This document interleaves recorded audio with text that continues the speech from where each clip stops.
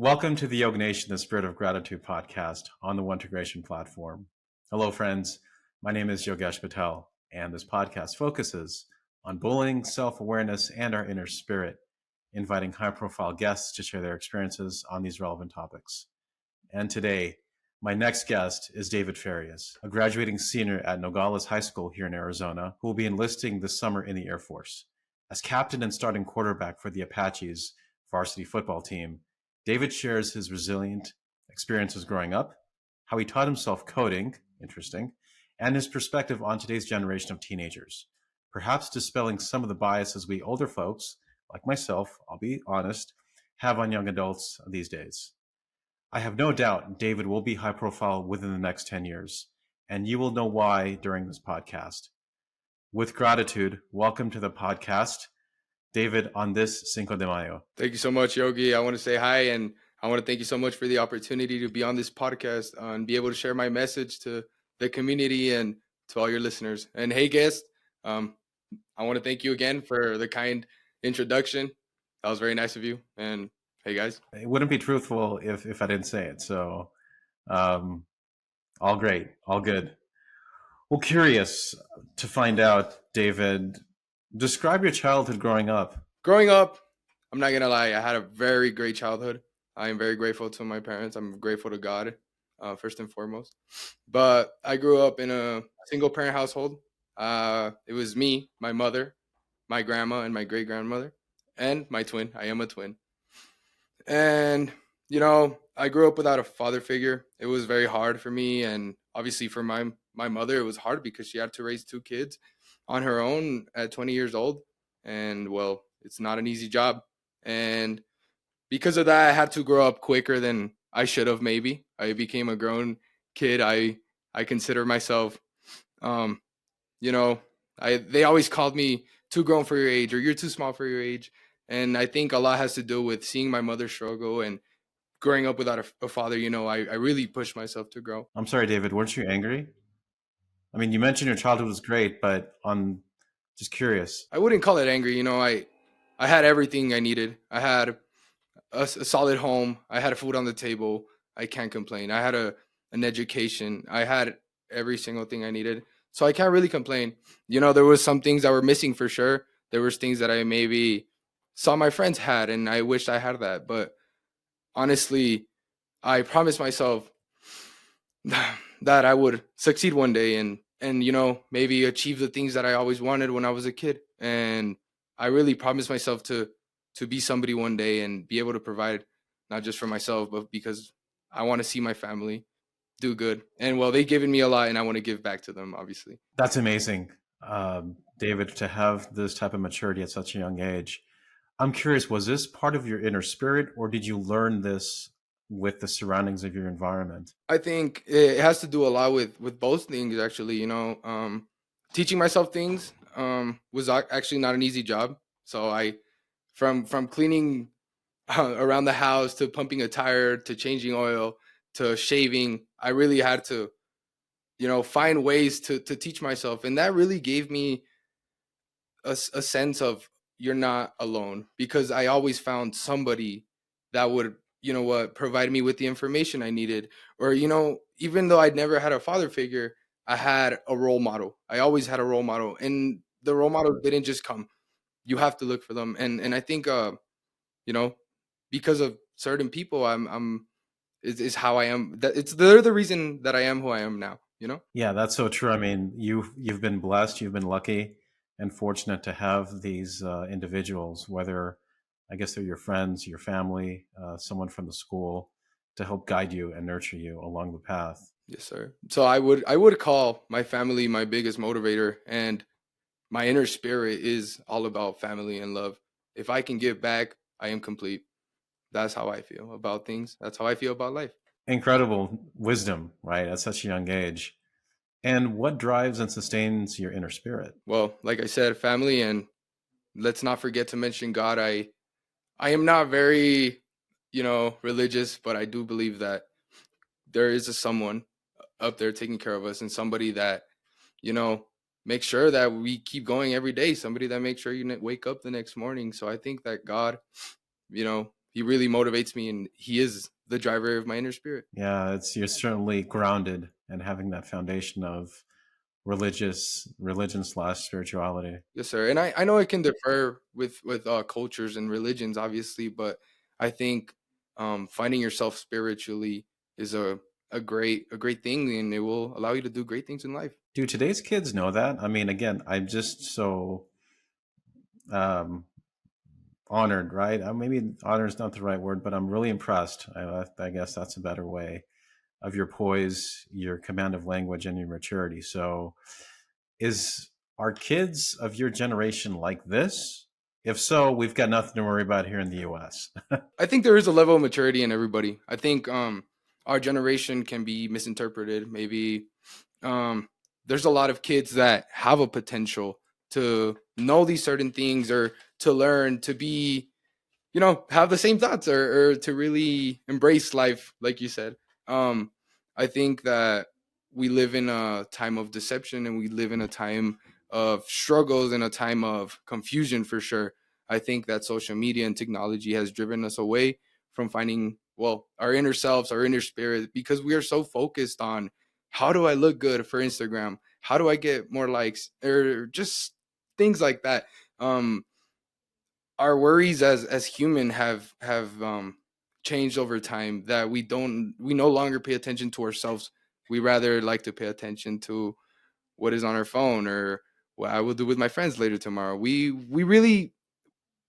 are not focused on what is the true, how can we call this, the true motive of life, which I think is finding yourself, and really being happy with yourself. And I think, well, you know, with technology as a young, So how was that learned? And how was that learned on today's youth, though? I mean, given that that is, I'll just say the problem, right?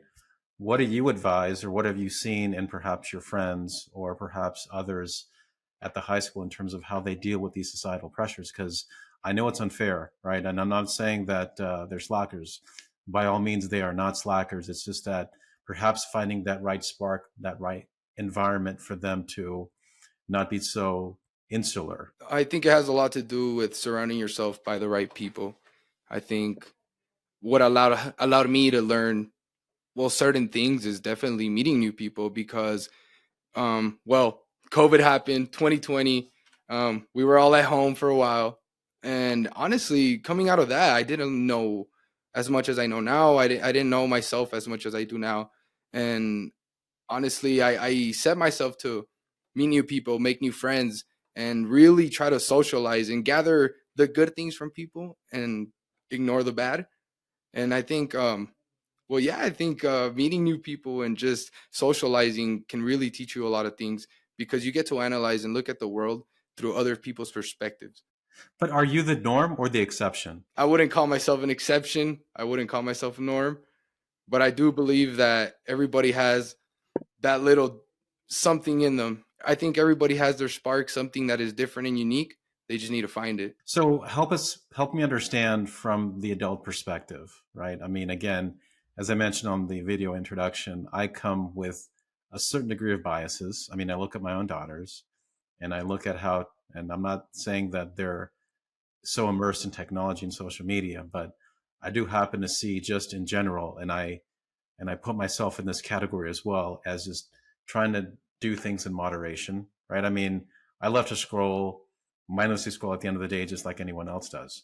But it's finding that moderation. And so I'm curious if you have guardrails, or if you've, what's the right word? If you've learned from others about how they use technology and social media in moderation. I was really into watching TikToks, being on my phone all the time, and I noticed that it was really affecting me emotionally, socially. And this one day, random day, my aunt comes in and she's like, "Oh, guys, I deleted Instagram. I'm only using it on the weekends." For me, that was like a wake up call to, you know what? Get out of your socials. Stop using your phone so much. Maybe your problems are coming from you being on your phone all the time. So next thing I do is deleted TikTok, deleted Facebook, deleted Snapchat. I only kept Instagram because, well, I do consider myself an entrepreneur. I consider myself, well, sort of a I guess you could say a social public figure here in my town. I mean, me and my friends, we ride around in cars, we shoot videos, we play guitar, we like posting our social media. So I kept Instagram for that only reason.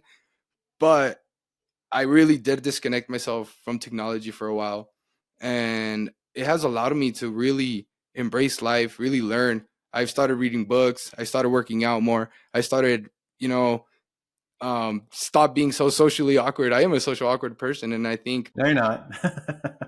sometimes I can be actually, but staying away from my phone, it made me really connect with people in a different level, and I think most teenagers need to find that, and you know, Yeah, that's so true. But I guess it's, we know, as I mentioned before, we know what the problem is, but then how do we find the right medium, the right balance so that, kids can come out of the woodwork and, when you're at a Starbucks, look up, right? Smile and just carry that energy that you have and project it onto others. looking at life, for me, it's been hard to really like appreciate life. It has been hard sometimes, and like you're saying, looking up at Starbucks and enjoying what is around, looking at people. um when you go through certain things and you see that opportunities can be taken away from you within seconds, such as losing your life or being unhealthy, not knowing if you will walk the next morning. I've seen people sadly around town that have from one day to the other overdosed, or their parents have died, and you know just things are rough. And when you see how much people can suffer and how bad life can get so quick, you tend to really start appreciating things and really appreciate the little things. That for me, the way I allowed myself to really enjoy life and enjoy the world was thinking about it as if there's no tomorrow. Every day for me is the last day, because I don't know what is guaranteed, and I want to make the best out of myself every day and enjoy the most I can. And I think that's a lesson that all of us can learn no matter what age group. Again, it's nothing's guaranteed tomorrow. I know that folks in their 30s and 40s and 50s can't appreciate that message. And so, ultimately they will have a hard lesson to learn that will bring them back. And you just hope that they have that self awareness to know that life is indeed short and anything can happen. I think we learned that through COVID in terms of all the loved ones that we lost. That was really these to me they were unnecessary deaths. So that definitely speaks to my heart and what I try to do on a daily basis to make sure that I be a good person, have kindness and empathy. I know that I guess within your school there's that big cloverleaf sign that says "Be kind." It's hard, really. Like you said, there's some 30-40 year olds that don't get this message yet, and it's really hard to live by that every single day, because we, as humans, we normally go through struggles every single day. And with so many problems that people may have, it's hard to stay grounded to a belief. But I mean, it's all about finding it within yourself. How much of this did you learn when you played sports? I know that you were captain and varsity quarterback for the Apaches football team, but you also, I believe, lettered in baseball as well. I played baseball, yeah. I'm sorry? I did play baseball, sorry. Yeah, yeah. So I'm curious, how much of these life lessons did you learn on the sports field that translated into um, you as you are? Sports taught me a lot of things. They taught me grit, they taught me passion, they taught me love, and they taught me brotherhood. They taught me how to get around with people. I was a very bad person in the sense that I couldn't lead a team.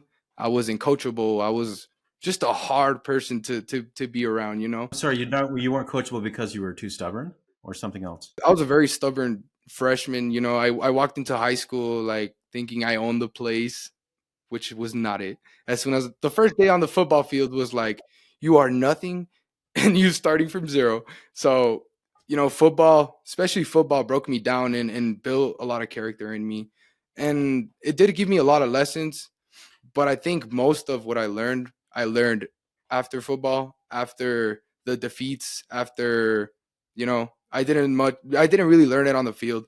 It was learned after the field when I had to reflect on why we lost, or why is the school hating on me as a starting quarterback. It was very hard because there was a lot of pressure. One bad pass, one bad play, it all fell on me. So I had to learn how to deal with the critiques of the whole school, whether it was chanting cuss words next to my name, or flipping me off when I was walking up, just stuff like that. I really had to deal with it. So it really made me a humble person. So how'd you overcome it? I mean, what impact did the coaches have on your ability to maintain that mental focus? My coach from freshman year, his name is Jake Deacha.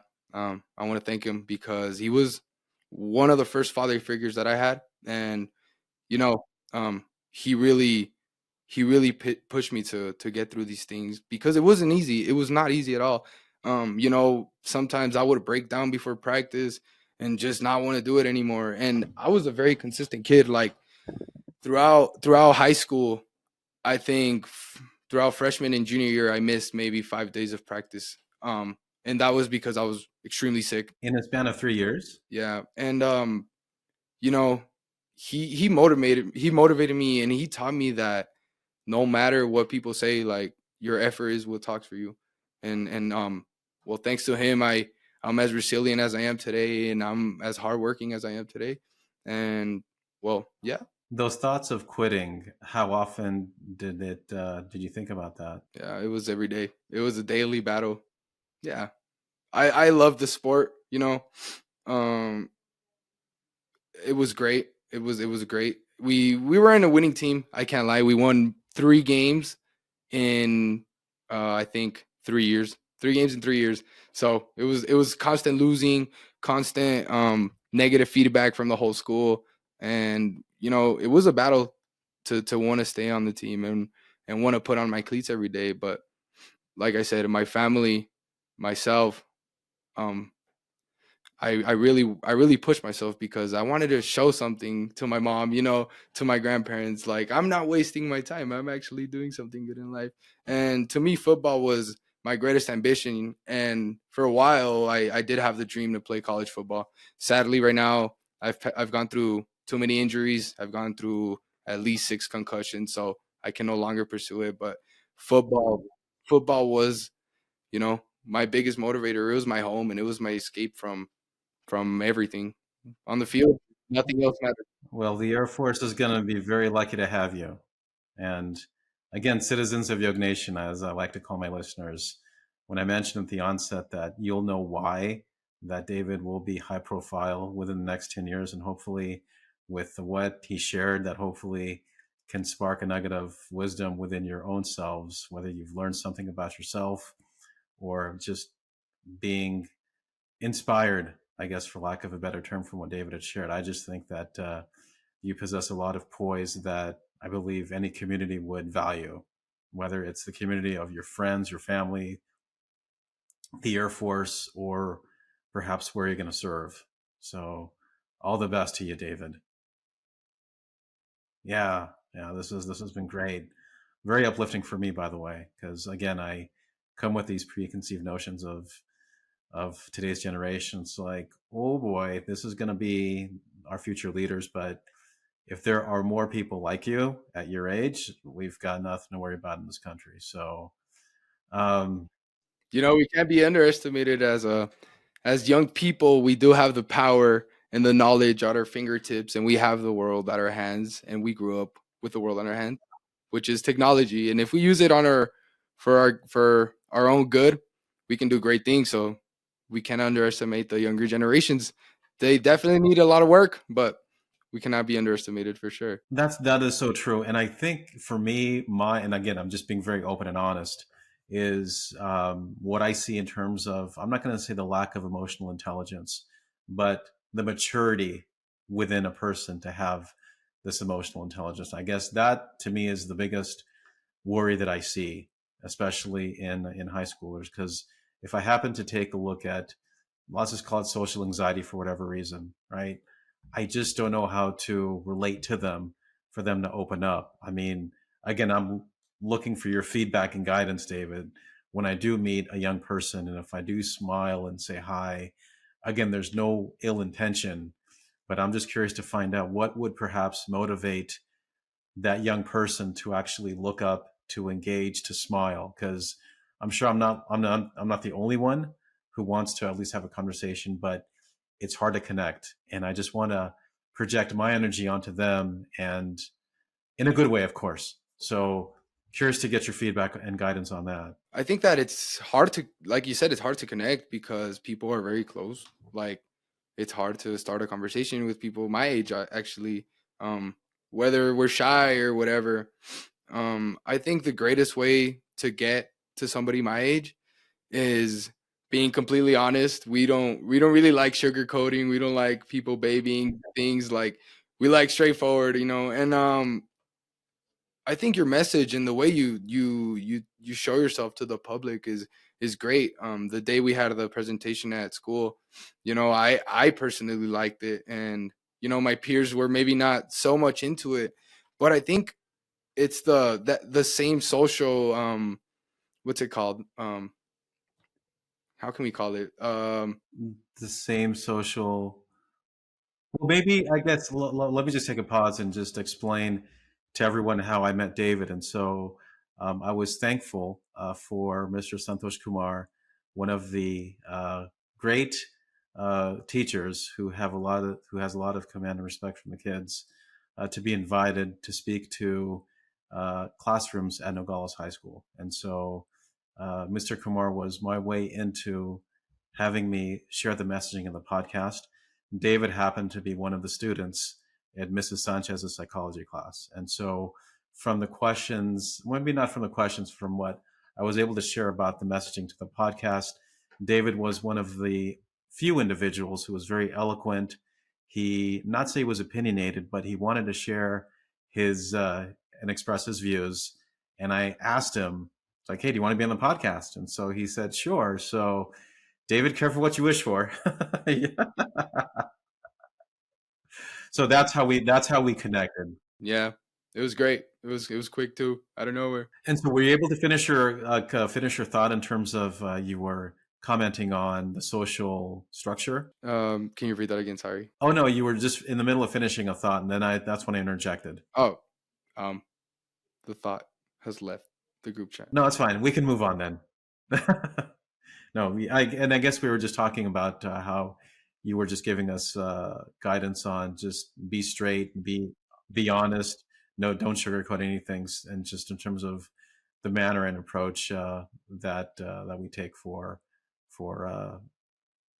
individuals your generation. I'm not going to say kids because you're not a kid. Yeah, and honestly, for me, it's kind of hard to really advise you on how to connect with people my age because, well, like you said, I consider myself different, and I think what intrigues me maybe doesn't intrigue others. So, and it's crazy because the stuff you learn is great, valuable lessons that will, like, if you really pay attention to it and you really like put it into work in your life, like, it can make a change, and it will, like, whether it's uh whether it's bullying or whatever we can call it, whether it's anxiety, whether it's whatever you're focusing on, your lessons do leave something at the end of the day, which is, like I said, I don't know why people my age um don't take advantage of those things. So, and in fact, you bring up a good point. In terms of, again, trying to understand uh, the young generation of society, is it more bullying or is it more anxiety that's more of the concern and worry amongst uh, individuals your age? I think it's more of the worry to be judged that has people all going crazy. I think people my age are really they really give an importance to what people think about them. They're all about what others think about me, and I think that causes anxiety. And I don't think it's much bullying. Thankfully I haven't seen much bullying around school. There still is a lot, but Not as much as when I was in elementary, perhaps, or middle school. I think people my age are a little too grown to be bullying, but they're definitely still ruthless people that don't care. But you can never get rid of that, and it's a sad truth. But I think, yeah, people are too worried about being judged and what people care about them. And So is it possible when I do approach a person at Starbucks and just maybe make a comment that's with sincerity about perhaps an earring or something about the way they look to get them to open up? Because I'm really interested and intrigued because we're all learning from one another at no matter what age. I mean, a 50-year-old can learn tons from a 15-year-old and vice versa. So it's just for me, it's I guess the focus of this podcast episode is really more around my education, right? In terms of what I could do to be, a better person in the community where I engage not only people from my generation, but the young folks, for lack of a better term. And so that brings me to my next question. You taught yourself coding. That's amazing. And you're using it for the good of the public, which is you built an app around anxiety. Tell me about that. the coding. I go to Phoenix with my aunt. She has a boyfriend. His name is Juan. Shout out to Juan. He actually just won first place in a coding convention up in Phoenix. And well, we were in high traffic Phoenix driving around, and he said, "Pull out your laptop." Pull it up, search up a couple of websites, and just in the car ride, he showed me a bunch of things: how to run the applications, how to use AI in coding, and he just showed me the basics of coding. We get home, I start getting at it, try to build apps, and on the first day, I actually got to build a little like Amazon like website, and that was like the first like, oh, this is pretty cool. I can actually do something with it. And for Ms. Sonia Sanchez's class, we had to do a little slide presentation, and then I wanted to take an extra step and build an app where people would have resources on how to work with anxiety, because I myself suffer from anxiety. I myself needed those resources, and Well, you don't show it, but it just reminds me necessity is the mother of invention. That's wonderful. Continue to cultivate that skill that you have within you, David. And as we conclude this segment, you're going to be graduating. Congratulations. What's something you want to what's something you want to say to all the graduating seniors across the U.S. that are listening to this podcast? first of all, congratulations to every single senior in the U.S. and all around the world that is graduating, because it is a big step. It is something great. It is the next step to life. We are starting to live, actually. And the thing that I really want to get through is, don't let your background, your past, um, your worries, don't let all that stuff hold you back from being somebody in life. Because whether we like it or not, whatever it is we're doing, whether we're going to a job, to the Air Force, or any military branch, or we're going to college, we are looking at the world in a way that we have never. We are experiencing new things, and we have the opportunity to start from zero and build upon what we already are. So I do really want to tell everybody, don't worry about what high school was like, what middle school was like, what people thought about you back then, because it is a new page. Flip the book. It is time to lock in, guys. We can do it as a society. We can really make a change. And I think everybody, every single person, whether they're watching this or not, I think they have the opportunity to be somebody and to grow. So yeah. Spoken like a true valedictorian. Oh, you should see my GPA. Well, great, David. Again, it was my honor, my pleasure, my privilege to have you on the podcast. Good luck on the life journey ahead of you. You certainly have the support of myself and the citizens of YoggNation. Anything that you may need from us, do not hesitate to call. Again, you are in the company of greats such as Jonathan Carl, Chief Washington Correspondent for ABC News, Nick Laurie, NFL legend, Hall of Fame from the Kansas City Chiefs. His number's retired at Arrowhead Stadium. And so I believe what you do, and with your voice today, it just brings a certain amount of perspective of how we are all grounded no matter what age. It's that inner spirit that we all have that's within ourselves. And whether you're young or old, you've just shared that of messaging that you would find from a 50 or 60-year-old. So, David, thank you again. Good luck, and I hope to see you again soon. Thank you, sir. Thank you for the opportunity, and I hope to keep working with you. It would be nice to do more projects as time goes by. It would be nice. But thank you so much. I would love that. And before I forget, thank you for your future service to our country. Thank you, sir. I appreciate it.